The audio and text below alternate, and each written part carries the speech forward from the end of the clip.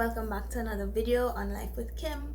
Today's video is going to be a story time, and I didn't have a video last week, which you should have noticed because I know you watch my videos every week, every Friday 12:30 p.m. and today's video is basically going to explain why I didn't do a video last week, just bring you all up to speed a little bit, and yeah, that's about it. So here we go. So we're gonna rewind a little bit, right? Basically, I have not left my house since when? The 13th of June. Yeah. And as much as y'all see me happy now and see me smiling, it really was a difficult situation. So what happened is, I was in contact, well, my family, I should say, was in contact with someone who tested positive for COVID-19.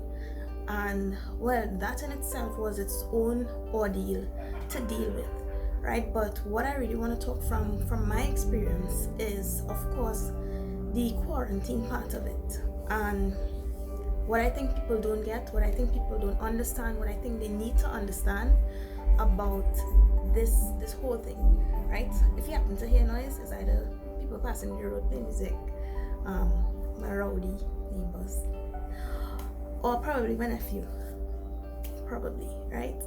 Anyway, back to the story. So me in quarantine, when everything happened, it was such a big shock, because you hear people say it all the time, but really it is true that you always think it's not going to be us, it's not going to be me, it's not going to be anybody that I really know that well or care that much about, right? Until it does happen, and then what, you know? So yo anyway, right? So the first thing is, of course, it's very scary, and I think what people impression of it is okay, well, yeah, you're just on a little quarantine for a little 14 days, whatever. Your employer might even think, well, you're on a little vacation, some kind of something, right? I don't know. But it's not like that at all, because it is one of the most nerve-wracking, emotional roller coasters, heart-wrenching, confusing, you know, all the things that you want to use, because really and truly it's like you waiting to see if you're going to get sick, if you have the virus already. That's literally what it is. And you know, we were all at home because obviously we knew that being in contact with that person, we would have had to quarantine. And that's another thing, no one from the Ministry of Health reached out to us, and this is not like a bash or anything. I guess some things just do fall through the cracks. I'm not saying that it's okay that it did, but they naturally, I guess, are very busy, and you know, so that's another part of the story. So we just did what we knew we had to do, and we didn't get tested, thankfully, because we didn't exhibit any symptoms. But as I was saying, it is very scary waking up each day. All of us were like on edge all the time, because apart from not being able to leave the house, you know, so it's like you literally can't do anything. You can't, you know, take your mind off it that much, because you're always home, and it's just like a constant cycle, you know. So we wake up and it's like, how you feeling? You feeling okay? Yeah, I'm feeling okay. And it reached a point of so much anxiety, so much paranoia, that, you know, there was a time where I even like had to borrow my nephew's thermometer, and I was like checking my temperature, because it's like, as I say, you're so anxious, you're so paranoid. It's like I feel like I had a fever when I had no fever. I was fine. And then on top of that, the surge of Saharan dust just like to make things that much worse. You know, there was a day when my nephew sneezed, and I was like, get it together, because, you know, and it's kind of funny now, I guess, funny in the sense of when you look back on it, you know, you see that you were so paranoid about nothing really, but in that moment it's definitely was not nothing, you know. And I am generally a very like anxious person and worry, and you know, so for me this was that much harder. The next thing I want to talk about is really caring for yourself while in quarantine. So what we would have been advised to do, of course, was to check to see if you exhibit any symptoms and go get tested, etc., the regular stuff. But apart from that, you really need to build up your immune system, because this virus attacks, as you all know, your body to such an extent, and it could affect different people so differently, that if you could do as much as possible to keep your body strong and build up your immune system, do it. Like, we drank so much bush tea. You're like, we're not like a bush tea drinking family, if you want to put it like that, but the amount of bush tea I drank within the last 2 weeks is like I make up for all my life, really, right? We drank a lot of bush tea, coconut water, we did some steams, homemade steam. I could probably put a description below of what we put in it, and we would steam with that every morning, every afternoon, you know, those kind of things. Make sure that you're eating properly, getting some fruits, you get some vegetables, so that even in the event that we did have the virus, or you know, whatever the case may be, at least we would have given ourselves a fighting chance, or so we thought, right? What was also nerve-wracking about it was that I got the vaccine just the Friday before that, which would have been the 11th, because I told you all I didn't leave my house until the 13th of June, right? So I was like, oh my gosh, because they tell you if you have COVID, of course you can't get the vaccine.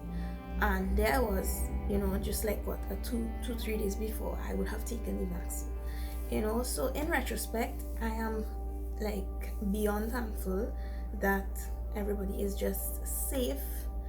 And you know, now moving forward is kind of like the reason why I wanted to do the video. As I said earlier, until it happens to you, you are not going to take it seriously. Trust me, you cannot take anything for granted. Like, we were even wearing masks in the house because we had to. And you know, some people may say, well, that's what you should have been doing all the time, that kind of thing. But you know, in all honesty, it's very frustrating after wearing masks all day in work, you know, every single thing that you do. Sometimes when you come home, you just kind of want that little break and that relief, just to say like, oh, you know, finally I could just take this mask off. So we were wearing masks, we were like sanitizing, social distancing, and you know, doing all those things. I'm thankful, secondly, for all those people that reached out. Sometimes it could get overwhelming because, you know, they want to know how you feeling, like how you going, what you doing, and that kind of thing. But at the same time, it is nice because you have people looking out for you. You have people checking to see if you're okay. We had a few people drop stuff for us, grocery stuff that we needed, and thankfully we were just able to, you know, we sanitized, sprayed everything, left it there for a while, and then we brought everything inside, you know. So it's those little things that really matter. And what I really want to leave you all with is, do not take anything for granted. You might just think you're just going by your friend, you're just going to pick up something, you're just going to ride in the car with somebody, but it's really not like that. Like, if you can avoid it, please avoid it. If you do not have to leave your house, like that is what they have been saying. But as I said, it doesn't get to you that much until it hits home, and it's like preaching to the choir, because we were doing all these things. A lot of people are doing all these things, and you do think that yes, you're doing everything you're supposed to do, so you know you're not gonna get COVID. But it's not like that. It's not like that. You could still be doing everything that you know you have to do, and somehow it's just, I don't know, I guess that day, that moment, that second that you forget or you slip up or whatever the case may be, and that's exactly how you're going to get the virus. So I know that this video is not like the light funny thing, it's not a challenge, it's not a prank, it's whatever, but I really did feel that it was important just to do it again, to remind everyone. You know, sometimes you hear it and it's because you don't really get it, because you don't know the person, right? But if you know me, obviously, because you're watching this video, and you really see it from my perspective, hopefully it will help you to see that you really can change something in your habits, something that you're doing or not doing, and really move you to help us all really just, you know, fight this virus, because that is really the only way we're going to come out of this. Everybody just needs to do what they need to do and help us to curb the spread, minimize the spread, whatever the case may be. So of course, going through that experience, it would not have been easy to just like put my mind at ease and say, oh, let me just go film or whatever video. Like, no, I was just in shutdown mode. It was just so scary, especially knowing that my sorry, the ordeal is not COVID. Yeah, especially knowing that my nephew has asthma, you know. So as I said, I just was not motivated naturally or in the mood to do a video. But thanks for you all for being here, for checking in, for watching this video, and I hope that as much as it wasn't like the regular funny thing or a vlog, that you all enjoy the story time. Please let me know. You know, YouTubers ask this, and sometimes it's because, yeah, you know, they want to do content that you want to see, but sometimes it's really because we don't have ideas. Well, right? So I say, like, tell me what you want to see, because of course I want to do stuff that people are interested in and would want to watch, right? So if you have an idea, if you have a challenge, if you have anything at all that you want to see, it could be the biggest thing, the smallest thing, the silliest ideas, whatever, and I could probably try it, you know. So as I said again, thanks for watching. A lot of y'all watch and you don't subscribe, and I know because YouTube tells me, they tell me these things, right? So watch the video, like the video, share the video, and subscribe. Yeah, so that's about it for me. Thanks for watching, guys.